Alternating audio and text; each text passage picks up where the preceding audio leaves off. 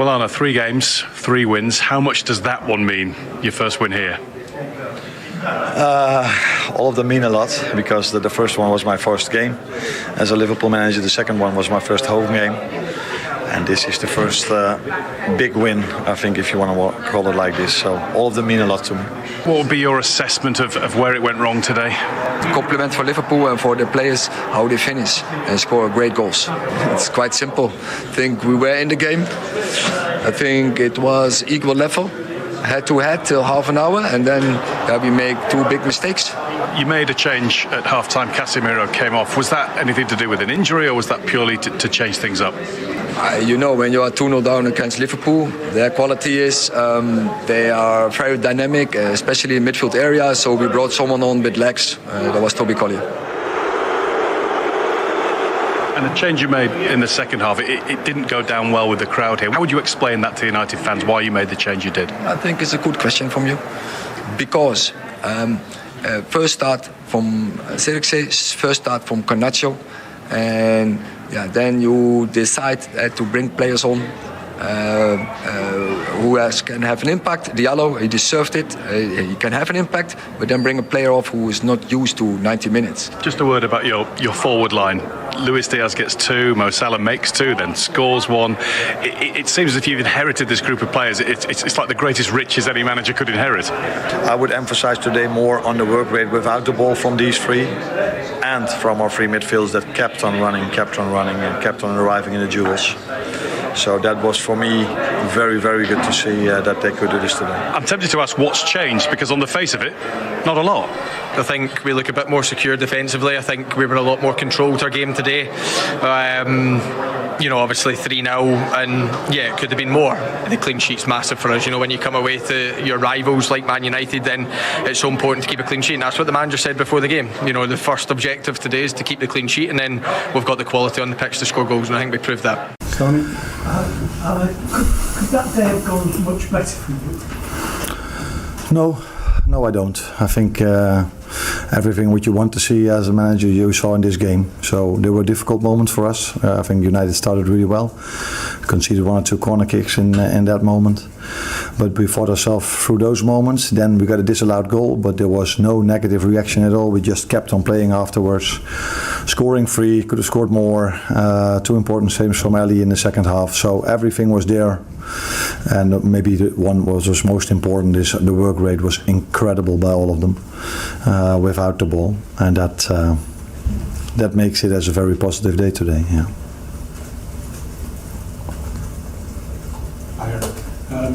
First 3 games, 9 points, no goals allowed. Which is the thing you're most proud of? I normally don't use the word proud, but what I think we did very well in all 3 games is, and like I just mentioned, is the work rate without the ball. So we try to press the opponent as high as we can, but if they play through or over our press, I see everybody working really hard to make sure we don't need Ali. And sometimes we do, and then it's a good thing that we have a real good goalkeeper. What impressed me most today was the way we played with the ball, because I know what we can do without the ball. But the way we played with the ball was, I think, also very good today. Let's go. Mo Salah, in his post-match interview with Sky, said that obviously this is the final year of his contract. No one from the club has talked to him about a new deal. How difficult would it be to replace a player of his quality, if indeed it is the final year? Yeah, it's a lot of if, but at this moment he's one of ours, and I'm really, really happy with him being one of ours, and he plays really well. So I don't talk about contracts from players, but I can talk for hours about how Mo played today. But are you interested in that? So he was impressive, like the first 2 games as well. But if we talk about an individual, you don't do justice to all the other ones, because I think today you saw a real good team performance, playing out from the back, high press, midfields that keep on running. So of course, all the attention goes out to Mo and to Lucio, but that doesn't do justice to the other 9 and the ones that came in. Arne, so in what was your biggest game so far, you've had your biggest win in simple terms, is that something to do with time, is it the occasion, or what maybe brought out more? I'm not 100% sure if all the people in the Netherlands agree with you if it was my biggest game, because Feyenoord Ajax is also a quite big game. But I think people all over the world see this as a bigger game than Feyenoord Ajax. So it was special to be involved in this game, and it's only special if you win it, and that's what we did. So really pleased that we won it, but maybe even more with the way how we did it today. Can you talk? Arne, your midfield three were absolutely superb today. Ryan especially, and just overwhelming United. Did you feel that was an area of the pitch where you could really hurt them? With the ball, we thought, when we had ball possession, we were hoping that we could find every time one of our midfielders open or free. But again, also these three played a very good game, I agree with you, but they need their centre-backs to play the ball through the lines. They need the centre-backs to be close to them for the moments that they cannot arrive. That then was Ibu there, Virgil was there. Virgil every time stepped into the midfield, defensively also. And like I said, it was a team performance, and you know me a bit now, it's always about the team, and then the individual can show himself. And I think all 11 of them and the ones that came in played a very good game. But that's no coincidence, because the team played really well. Thanks, please. There's obviously been a lot of talk around the holding midfield position. You went for Zubimendi, then didn't go for an alternative. What is it you've seen in Ryan that convinced you he can kind of be that figure that drove the team on today? His quality on the ball could be my first answer, but I think coming from the Netherlands, we all know how good he is with the ball. So he can be a really important player for our build-up game. But what impressed me most when I started working with him, how much he can run, and then how good he is when he arrives in a duel. And today you saw with him, Dominic and Maka, how much they were able to keep on running, because sometimes you're late, but then they just kept on running and arriving in the duel. So that is the one thing that impressed me most about him, how good he also is without the ball. Again, only 3 games played, only games from Saturday to Sunday or Sunday to Sunday. So there's still a lot for us to prove if you're going to play Champions League, because don't want to be the one that spoils everything. But 2 years ago was the last season that we played Champions League, and we all know how that season ended. So there's a lot to prove for us if we play the difficult games in Champions League and still be good during the weekends. Last one, Dave Anderson. Arne, clean sheets were an issue for Liverpool last season. You got 3 from 3 in your first 3 games. What defensively do you feel you've done? I don't think that much difference. You are used to, if you follow Liverpool for a longer time, you're used to them pressing really high, and that's what we try to do now as well. And like I said, 3 games played. The first 2 with Ipswich and Brentford were difficult opponents, let that be clear. But I said before, I'm not expecting them to end up in the top 9. Today we played with United, a very good team with a lot of quality. So it impressed me that we could keep a clean sheet, although today we also needed a goalkeeper in 2 moments. So good start, let that be clear, but still a lot to prove. Thank you, everyone. Eric, there's pictures of Casemiro leaving the ground, which have been reported as he left at half-time. Could you just clarify why you took him off and when he left the stadium? I can. I met him after the game in the dressing room, so he didn't leave the stadium at half-time. So, why I subbed him, that was because we are 2-0 down, and against the opponent as Liverpool with their qualities, they are very good. We had to take risk because we want to bounce back. Then you need players in the midfield who can cover ground. Therefore, we brought Toby Colley on the pitch. Are you concerned Casemiro's in decline? I think it was 11 months ago you took him off at half-time against Brentford. You dropped him for the FA Cup final. He looks a shadow of the player he was in the first season here. So I think that in football everyone has to take responsibility, and I'm sure he's a great character and he won everything in his career what you can imagine, and I'm sure he will keep contributing to our team, and Casemiro is always winning, so he will be there. Is there any frustration frustration at all that obviously you're into your third season now and we're still talking about missed chances, goals coming in quick succession, or chances coming in quick succession, defensive lapses, that after so long with these players that you're still having to answer the same questions? No. So we will see. We just had third game in the season. Again, we have to build a new team. I explained this so many times also on the Friday in the press conference. We will build this new team. We have young players. Also, we have now players to build in the season. Today we had, I think, 3 players first start of the season. They didn't play 90 minutes. We will be fine. But it's clear we have to improve. But in the end of the season, I'm quite confident. Again, we will have a big chance to lift another trophy. Any more? Dave? I appreciate that Darcy only came in on deadline day, but how much of a difference do you feel he will make when he eventually plays? And is there a concern that you maybe should have tried to get him or got him early in the window? So this is another one. We have to build him in the team, and it will take time. And so it's not like I'm Harry Potter, that is what you have to acknowledge. And if you see Manuel Ugarte, he didn't play so far in the season, not one match minute. And so yeah, he need to build his fitness state. And then we have to build him in the team, and then I'm sure he will contribute to our level, and he will be an important player. But that will take a couple of weeks, maybe even months, and that I think counts for more players. Also, for instance, Josh Zirkzee, he made big steps the last 3-4 weeks. I'm very pleased with his performance today, but I didn't expect this 4 weeks ago. Are there any positives you can take from today, Eric? What? Are there any positives you can take from today? I don't want to talk about positives today, and there are, but I don't want to talk about this. We have to take this defeat. It hurts. It hurts for us, especially for our fans. So we have to be humble. We have to give the compliments to Liverpool, and we have to move on. Ian. Hi, Eric. I appreciate what you say about players and players needing time to bed in. That's undisputably true. The mistakes that your team made today, that's the mistakes that they've been making for 2 years.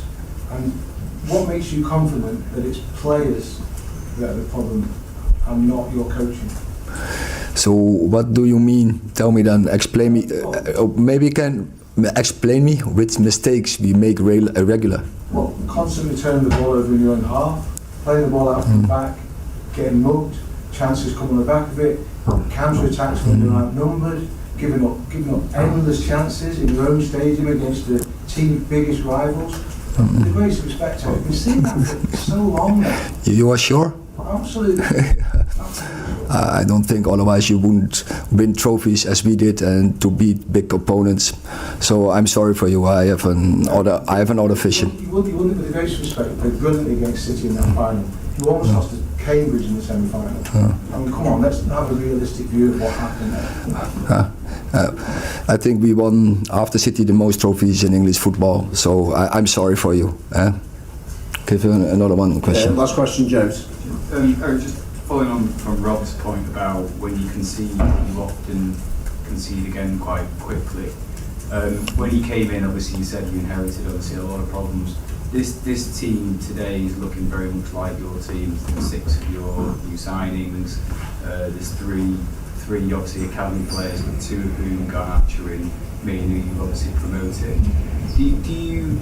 Is there a concern that once you concede one, you're very, very vulnerable again in the next 5 to 10 minutes?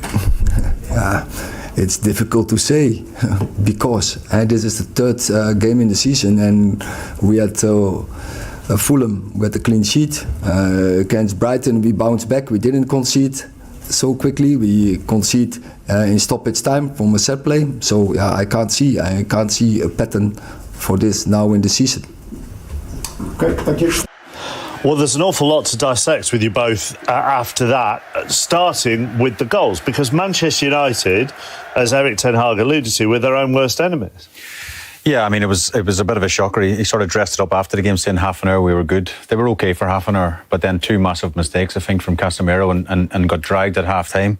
He gave the ball away 13 times in the first half alone, Casemiro, and we'll have a look at him here, Mark. I mean, we know what he's done in his career, but it just looked he was miles off it today. Again, he's in a good position for a number 6, of course, and you see it comes back to him here now. You know, he's got options. What does he do? Can he go to the right back, take a touch to Mazraoui? Dallow's really high up as the left back as well. The last thing he can do is take this first time. He can take a touch. He's got more time. He thinks now Manchester United are bang in trouble. Look at this. Numbers going further. There's three defenders and of course 5 attackers. This is at home to one of the form teams of the Premier League, and of course they're queued up at the back post. Brilliant ball from Salah, and Diaz comes in off the wing, and it's a fantastic header. And I'm afraid it's Casemiro again. He's had such a bad day at the office. Again, you talk about the press. Arne Slot talks about his press. Diaz presses from the front. He nicks the ball off Casemiro, and again, it's poor from him. He should get it away to maybe Xerxes in a way. And I look at Martinez here as a centre half. He sees Diaz once. He has another look at him again, Mark, twice. Now, he should be man-to-man inside the box. Space doesn't score goals, but players do. I think he's got to lock on to Diaz, and Frank, the third goal is very similar. Yeah, I think some things are individual errors. I think those two particularly, but I think when you look at this as a structural problem with Manchester United, Kobbie Mainoo's receiving his ball, he's back to goal. 6 players already beyond the ball, so he's got to try and wriggle, and he can't. And all of a sudden, within a second, you're 4 against 2, and you're trying to recover. And against the team, that's one of Liverpool's strengths. Always has been how quickly they execute those kind of counter-attacks. They just left it open, and then this kind of summed up really the game for them in terms of this is straight away on the kickoff, and then you make that mistake. Now, without getting too individual about it, I think that's probably as much of a mental issue at that point where you've just conceded. You know that you're conceding in the dangerous moments. You have to play the safer pass to go back or take another option, and that summed up where Manchester United were in that period of the game, and after that the game was done. It's interesting that you used the word structural when you talked about the third goal and where Mainoo was compared to everybody else, because when you compare and contrast that to Liverpool's midfield today, you have seen structure in every phase of play, really. Yeah, well, I think Andy Robertson alluded to it then in terms of looking safer defensively, more secure defensively. And I think you want to control games and you want to be more secure. A lot of that comes from the centre of the pitch and how you set up. Now, we saw Kobbie Mainoo looking like he didn't have any options, whereas the balance in Liverpool's midfield today was completely different. And they've talked a lot about buying a top-class number 6, but the way they play today, they don't necessarily need that because of their setup. So you have McAllister and Gravenberch were those sort of 2 next to each other as 2 6s, and Szoboszlai took up this position higher on the left-hand side. You see there's an acres of space there if he chooses to take that pass. And now very quickly, through playing very well through the lines, they're going 6 against 4 against Manchester United, and they're in big trouble. And we know when they have that quality, we know Liverpool have been capable of this for many years, playing through teams at pace. But there seemed a bit more balance to their midfield today than what sometimes Liverpool may have had previously, where there was a lot of rotations and a lot of different movements. Here, you generally see there the 2 players behind the ball, Szoboszlai behind the midfield, giving them an issue. And when you have those 2 players and those connections and the distances are always good, they rotate off each other, have a good understanding of each other. But if they were to turn the ball over at any of these moments, those 2 midfielders are always backing up play. So it's smart players, dynamic players, as the manager said there was a lot of energy in their game. But you see again here, one can receive, those 2 are close together. Szoboszlai makes a run just to open up the space, and what you want to do with these things when you change play is get your best wingers 1v1 with defenders. So I thought the balance was fantastic. We're very happy. The small tweaks, it's very smart, I think, from the manager there. He's come into a machine of a team with a lot of talent and a dynamic style, and there's a small change that you think leads you into seeing what you see there. And I think it was interesting today as well, because a lot of people have been talking about the different style, more passes, more build-up. We see that in the first 2 games here against Ipswich and Brentford, where they've had bigger control of a game, but they've come up against what you might see as a potentially more difficult opponent at Old Trafford today. And I think their decision was made to go, OK, we're going to have that structure, but when we can play through, when we can miss out that press from Manchester United, play through them, because you can play through Manchester United when they play like they did today, and they found a really good way of doing it without losing balance to the team. Just on that midfield again, and Szoboszlai playing a role very similar to the one that you played, but from you as a midfielder and from you as a coach, will that have taken virtually ever since Slot got there to work on that? And how much is it coaching? How much is it individual? Well, it's both. I think you need good players, and you need players of intelligence and attributes. And as he talked about their energy to be able to make the movements and to continuously do so through a game at that level. So I think it's both. It obviously helps having good players with a good understanding, and they've been well coached. Let's not forget what the previous manager's done over a long period of time. So those tweaks would have been done on a training ground, and then you obviously need the players to take on information and also react to a game. You know, when you are saying we can be a little bit flexible within a certain structure, you're understanding that if McAllister, and I'm sure it will happen, where he will just want to, you know, he will see a moment to release himself, then it's up to the other midfielders to balance off that. Manchester United's midfield has been an issue for a long time. It's been an issue ever since Erik ten Hag arrived and wanted to sign Frankie de Jong.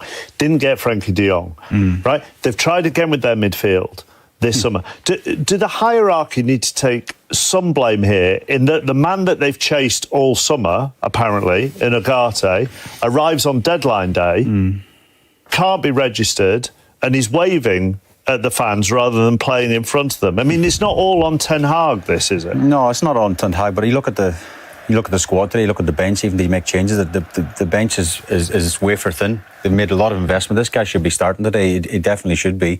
And again, you speak to, you know, Dan Ashworth's gone in there, Jason Wilcox, they are people above. But have they come in too late? Should this been done? Who do you blame? Do you blame Ten Hag? Do you blame the powers that be above? But at the same time, Jim Ratcliffe was there as well. You know, all them people, the hierarchy, the directors. Now, when they're watching that today, 3-0 was it could have been a lot worse. Andy Robertson said after the game, you know, 3-0 was respectable scoreline for Man United, because it could have been 4, 5, 6. They had so many chances. But Ugarte should have been registered. You said they're chasing him all summer. He should have been playing today. The other contrast as well between the two teams, the clips you show of Liverpool is every time they get the ball in the final third, it was slick and the passes went to who they were intended to. And you go back and contrast that to Manchester United in the final third.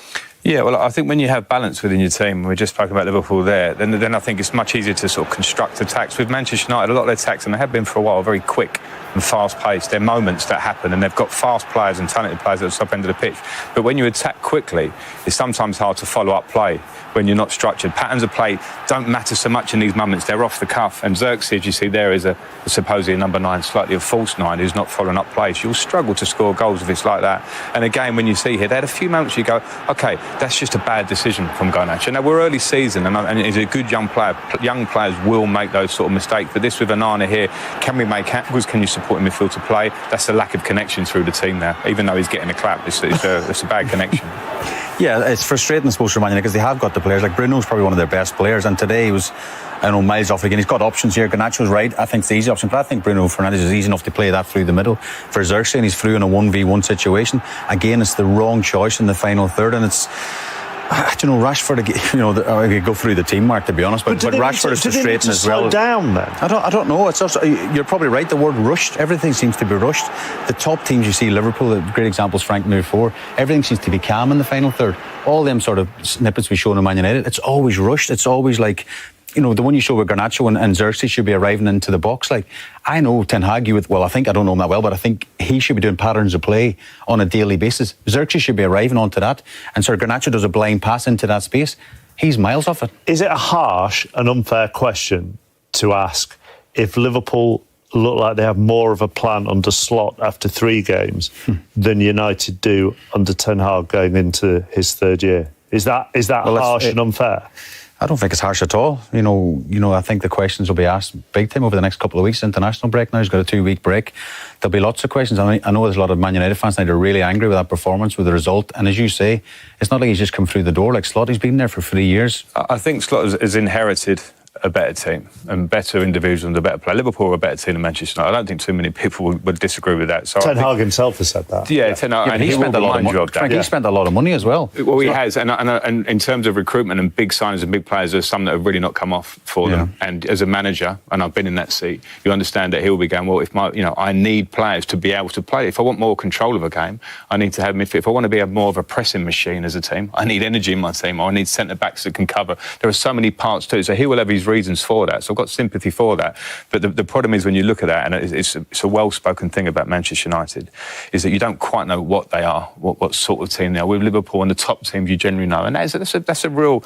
there's a lot to that. You have to recruit well. You have to be aligned as a club. If a manager of an idea, can we help him and back him? And that's what's been missing. There's a bigger picture than just pointing a finger at the manager. But I think when you do look at some of those tactical details there, when they're repetitive, you go, well, you've got to find a solution, because that is your job. Right. He talks about humility, he talks about accepting the fact that they were second best against Liverpool today, and he says, judges, at the end of the season, we will win trophies. Still, Gary, you can't escape the fact this is a massive thump on the nose for Manchester United today. Yeah, it was a bad one. I mean, when the stadium's got about 20,000 fans left in at the end in a major game like this, then basically it's as bad as it can be, and you're 3-0 down. I think the impact of taking Casemiro off will reverberate around the dressing room because he's one of the leaders, just like the Harry Maguire situation will have done a year and a half ago, when someone in your dressing room that's important to the group and has got a voice obviously gets hooked at half time like that, and he's made 2 mistakes. It has a big impact, but it's been a really challenging time for Manchester United for 10 years, whether you're Antony, an 80 million winger, Di Maria, an 80 million pound winger, Sancho that's just left this week, whether it's Marcus Rashford, who's a young kid that's coming through the ranks, who's struggling in the second half and the fans are onto him. It's really difficult, and managers have struggled, not just Erik ten Hag, every manager that's come to this club has struggled, and there is a feeling today of, are we going to go through the same thing again? But I think it's a time for a bit of calm. It's an international break, which is probably well needed for United. But Erik ten Hag's going to have to get the club into a position sort of challenging for Champions League towards Christmas, or else he's going to be in trouble. He knows that.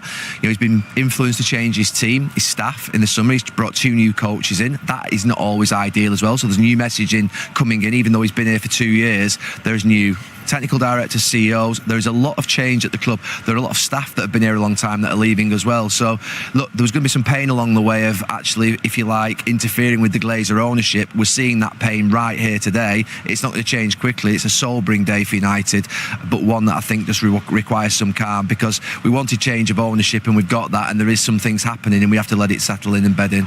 So you're calling for time and patience, quite rightly. We're only 3 games into a new season, but I suppose the question is, when could this get difficult for Erik ten Hag in particular?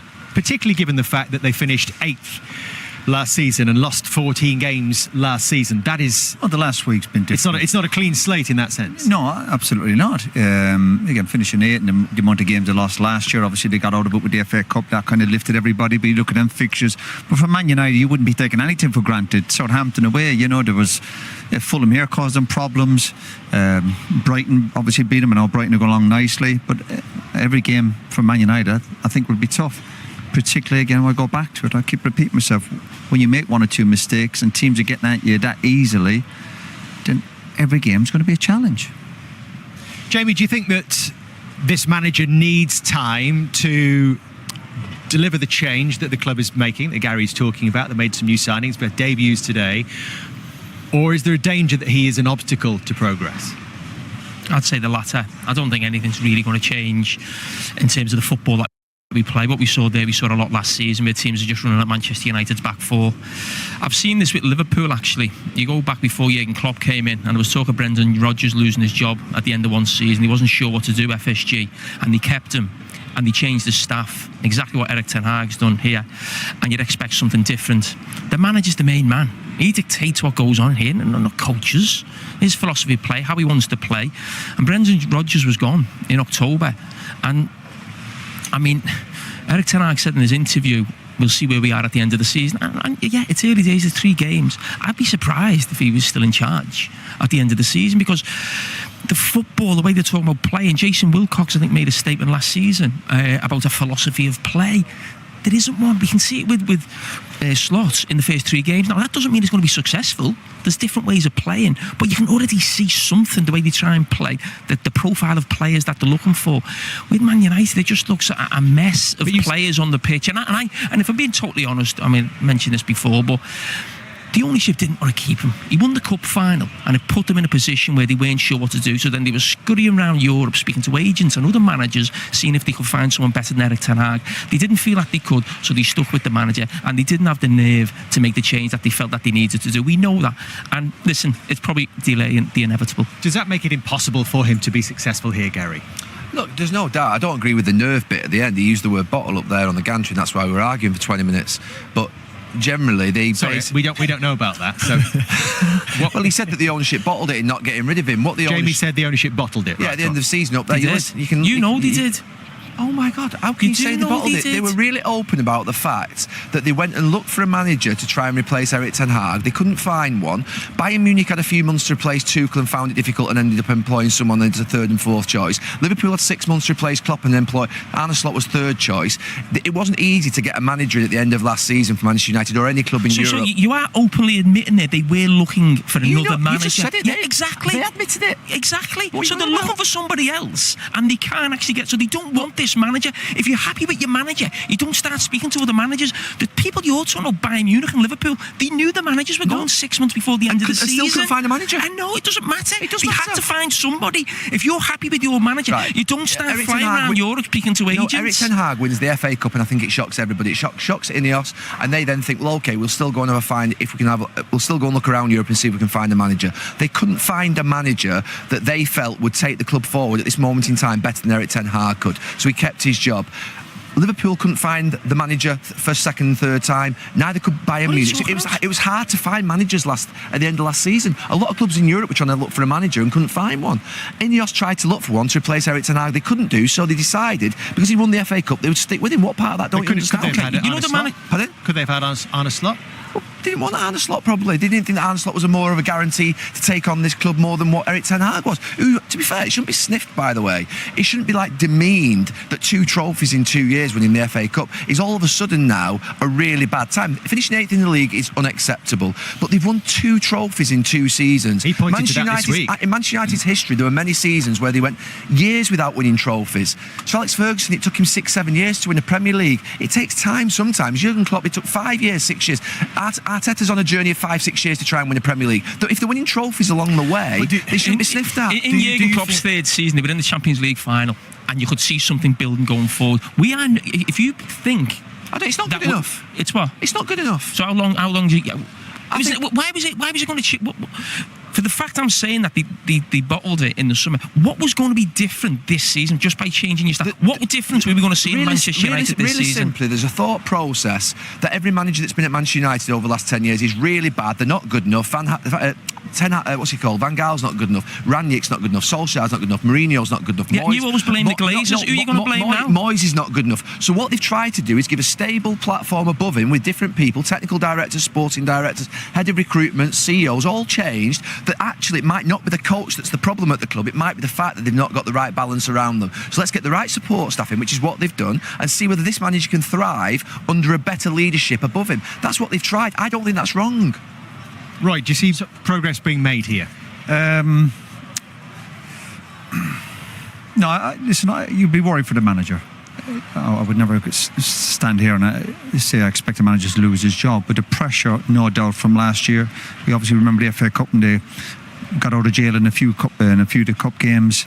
But the pressure must be building. Whatever. So I think when you're playing for the big teams, and obviously Man United is one of the biggest, I'd hate this tag if I was playing that you're a cup team. And this is what this team, and that means in terms of league, you can't turn up week in, week out. I'm not talking about challenging Man City or even Arsenal, but I'm talking about competing with Liverpool, Chelsea, obviously teams like Aston Villa, who are at the moment, Spurs are in that mix. And at this moment in time, you look at Man United, and they're slightly behind them. That's the worry for me. Not what Man City and Arsenal are doing, because I do think they need more time. Do you just want to see progress? Is that what you're looking for? Is it better performances? Is it a consistency in performances? So. Is it a style of play? And Arteta, when they first got in, we always felt, and I know Arteta won the FA Cup pretty quickly, and Klopp was getting to go.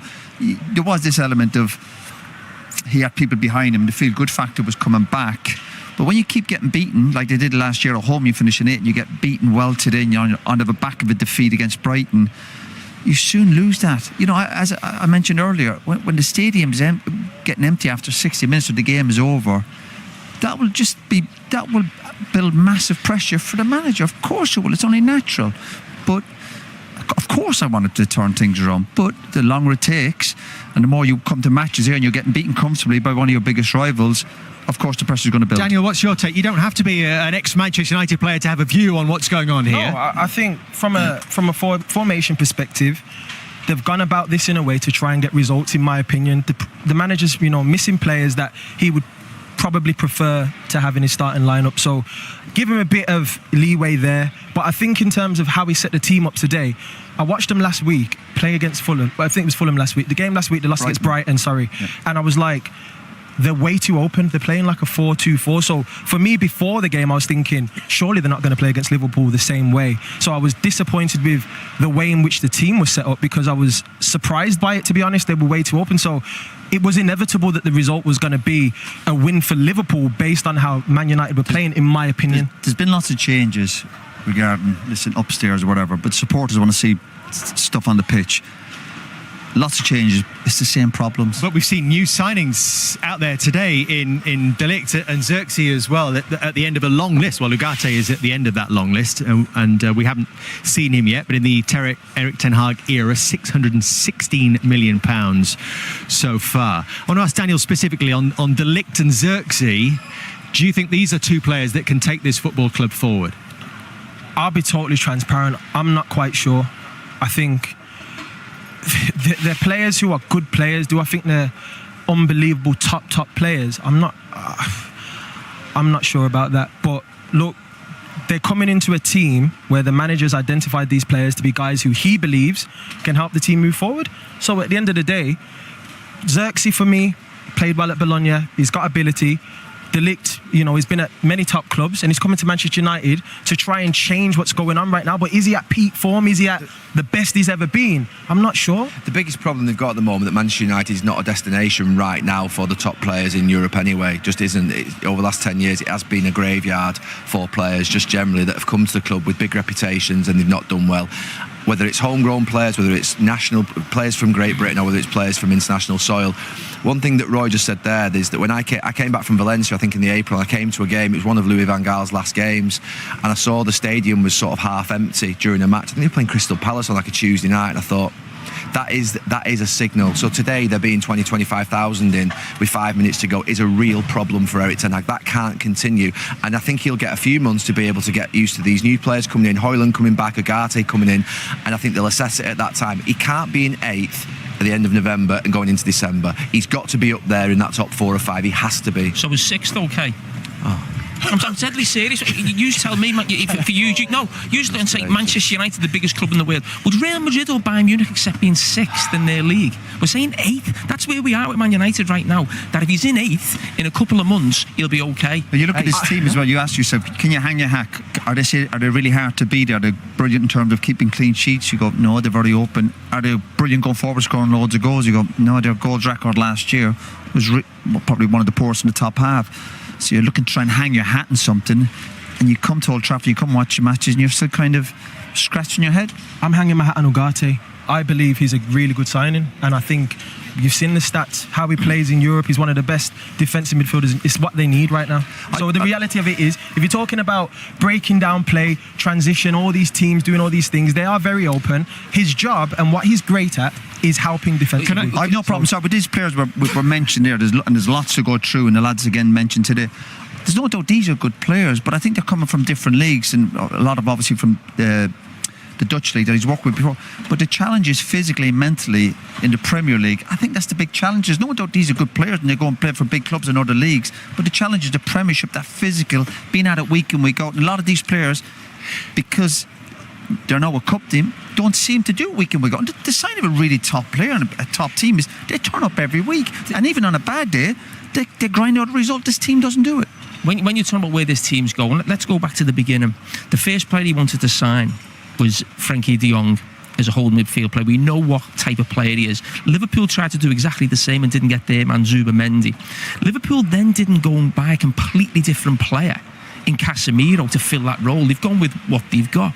And obviously we've seen the situation with Casemiro today, unfortunately for the lad. But how has that happened where he's in a situation where he's now actually got 5 players I think he had at Ajax? How are we not seeing his thing? The club have allowed him to spend hundreds of millions of pounds by players from the Dutch league, players he's worked with before, and we still don't see anything really about where this club's going or the style of play. And it's not even just about Man United need to win, and Man United should always be competitive, but surely a manager now, after this long, we should see what his team's about. We see it with Postecoglou as soon as he comes in. Now, that doesn't mean they're going to be successful. They're doing okay, Spurs. We don't know which slot, but we're still asking the same questions of this manager.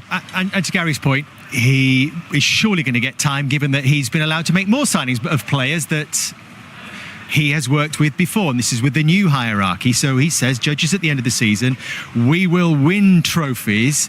So I'm thinking back a couple of weeks, the Monday Night Football predictions, Gary. Do you think that Manchester United will finish above Liverpool this season? Yeah, why not? I might as well go down fighting and burning. Go down swinging, bro. I'm a Manchester United fan. I've sat on this. Look, Liverpool and City have been outstanding. If Jurgen Klopp was the manager in the last 7 or 8 years, Liverpool will have challenges during this season. Liverpool are a better team than Manchester United at this moment in time. Of course they are, but I'm going to back my team. Of course I'm going to back my team. Why not? Roy? Yeah, I'm going to stick with United. I have to. You're just saying it just to say it now. We're looking at it. You're just saying it just to say it, bro. Just relax. All right, let's say. I still think United will get in the top 4. Hey, we're only 3 games in, aren't we? So exactly. He wants him sacked. Anna Slaughter said himself, we are only 3 games in. I don't want him sacked, I want him to stay. All right. Anna Slaughter has won at Old Trafford by 3-0. And he is so cool. He is so calm, Daniel. He seems pretty unflappable. Early stages, he seems pretty unflappable. He must think the Premiership is easy. Yeah. What's the big He's making it look pretty easy so far. He's a chill guy, man. I really, respect and like how he's approached it, to be fair. Specifically when he's speaking to the likes of us, but also the performances that he's embedded within the players, because for them to pick up his tactics this fast, you see the rotations that they're doing now. You see in the passes going into Salah that weren't there. You'd see the rotation. Just explain that a little bit more. What do you see as the biggest differences? I think that they're on the front. I'm not going to say they're on the front foot more, but I think there's more rotations within the team. There's players higher up the pitch. Obviously, Szoboszlai's picking up nice positions in between the gaps. You've got passes going from the right back into the midfielder that are then going into Salah. There's balls going from the defender straight into Salah, which wasn't the case prior to that. It was maybe more of a transition style. This seems like it's a lot more control based, but I like where it's going. Yeah, and sometimes we discuss that manager, when he comes into a job, will take time. It'll take time to settle in. It'll take time for the players to get his ideas, what way they're going to play. But you're looking today going, he looks like he's been here a long time, and the players they're all up to speed with what he wants. The players coming off the bench, his decision making, and of course when you win, everything seems amazing in his decision making. But it looks like they've all picked up his messages very, very quick, and clearly that's a sign of obviously a very good coach. And if there were doubts within the dressing room, what impact would these results have on those players? Well, you can't beat winning. And to be fair, Salah's made a good point. There, when a new manager comes in, listen, he's replacing an amazing manager, a legend. Yeah, of course, exactly. But sometimes it's just a new voice for people like Salah. The goals and the wins. Sometimes you do get comfortable, whether you like it or not, subconsciously. So a new voice, new ideas in training. He'll obviously have new staff with him, and sometimes that gives the players a little bit of a lift. Because Liverpool obviously have got quality players. But he's also made the point as well, there's challenges to come up now in terms of midweek games, travelling, Champions League, and that's another challenge considering he only made one signing. Hello and welcome along to the big game of the Manchester United against the Liverpool.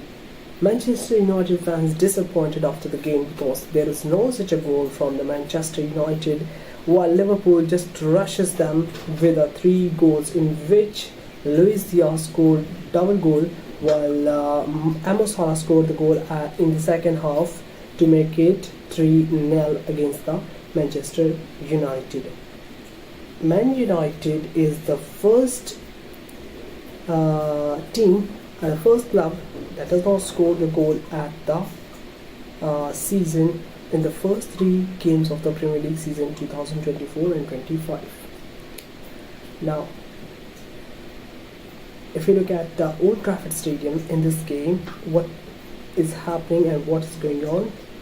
So on the Old Trafford Stadium, Arne Slot is the first Premier League Liverpool manager to win his first meeting with Manchester United since Bob Paisley in November 1975, and just the second to do so away from home after George Kay in November 1936. He done this job in 1936. After that, Liverpool next manager is the Jurgen Klopp, but Klopp does not complete this job, but Arne Slot complete the job. Manchester United have lost 3 of their last 5 Premier League home games against Liverpool, as many defeat as across the previous such 18 matches. They have headed so far against the Manchester United.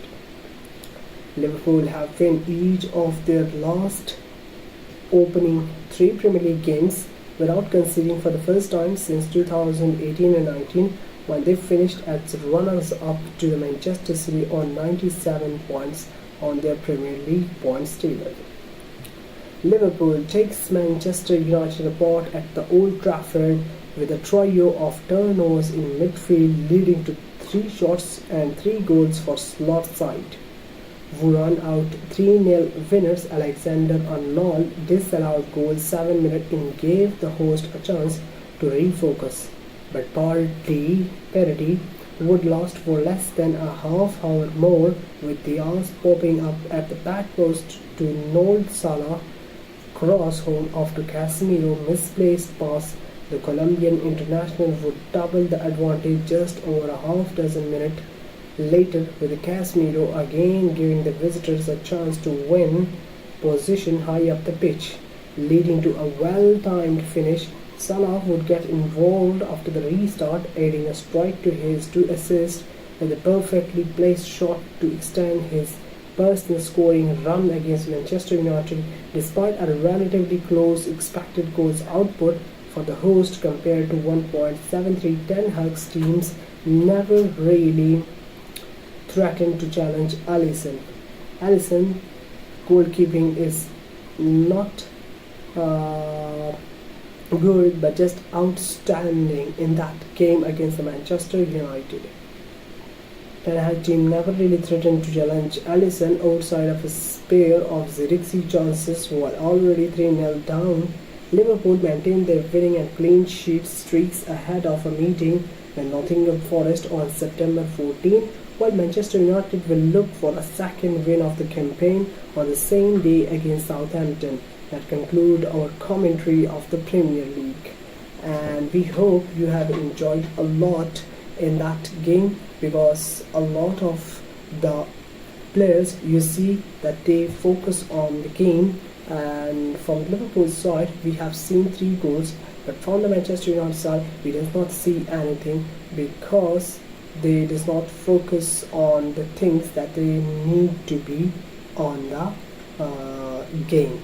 So that's all from today, and we hopefully you enjoyed a lot this game, and see you in the next video. Till then, bye bye.